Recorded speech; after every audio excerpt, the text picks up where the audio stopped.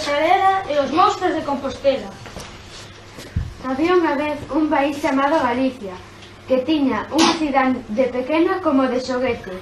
Esta cidade chamábase Compostela. Todos os anos, polo mes de xullo, o Parque da Alameda enchíase de carruseis durante a semana das grandes festas do patrón, o Apóstol Santiago. Unha destas atraccións nunca faltaba.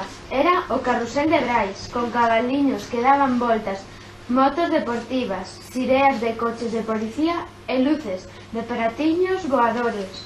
O caso é que Brais tiña dous gatos que eran irmáns, chamados da mesma maneira que os ríos que cruzan a cidade de Santiago, Sar e Sarela. Sempre había moitos nenos e nenas en todas as atraccións da feira, pero aquela tarde choveu tanto que os rapaces non foron ao parque para divertirse. Por iso, o Carrusel de Brais púxose moi triste, sen cativos que fixeran soar as bucinas e as campás dos coches de bombeiros.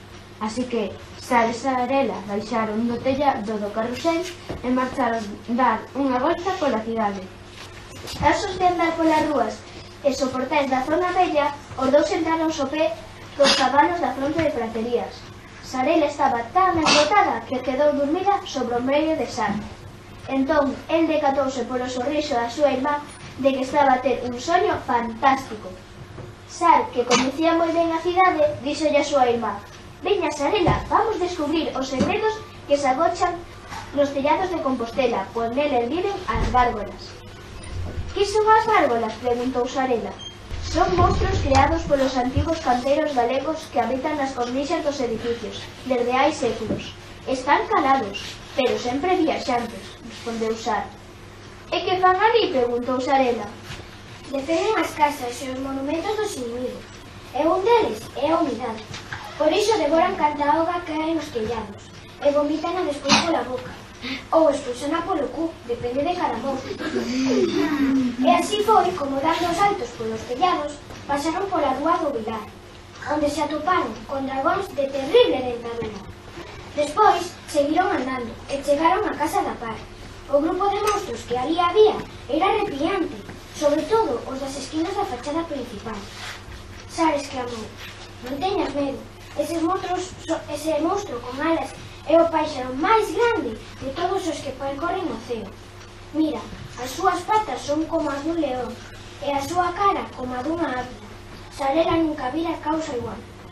Este outro, preseou Sar, é o peixe monstruoso, unha besta mariña, chamada Serra. É capaz de voar sobre todos os océanos. Fíxate, ten as alas pequenas, pero máis cortantes ca unha navalla». En a casa de Parra, Sar e Sarela deron un salto ao muro de San Pablo de Alcaltario, onde descubriron outra sorprendente gárgola. Ven aquí o noso amigo Lince, segundo dixo o canteiro que fixo antes de morrer. Este animal moi inquieto, capaz de ver a través das paredes, penetrar co mirado ao monte pedroso e descubrir os tesouros que ali se esconden. Sarela estaba cada vez máis abraiada e ben agardadiña ao seu irmán. Chegou ao tobeiril de San Martiño Pinario.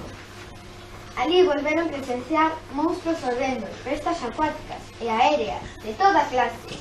Estaba a bruxa Chotocabra, a serpe que ten o mesmo peteiro co pato Donald, ou o dragón que non mata ningún home, senón que vai devorando pouco a pouco, ou Lamelo coa súa lengua retorcida, como unha lingua de sombra. Chegados ao hostal dos reis católicos, Sar e Sarela contaron medio cento de monstros diferentes, como se adivinhase a pregunta da súa irmán.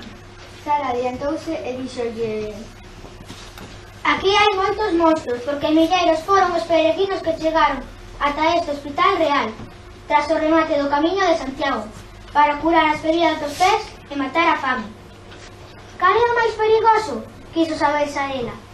«Aquel que asoma no extremo do edificio. Chámase Cataplepón. Come as ervas venenosas do tellado.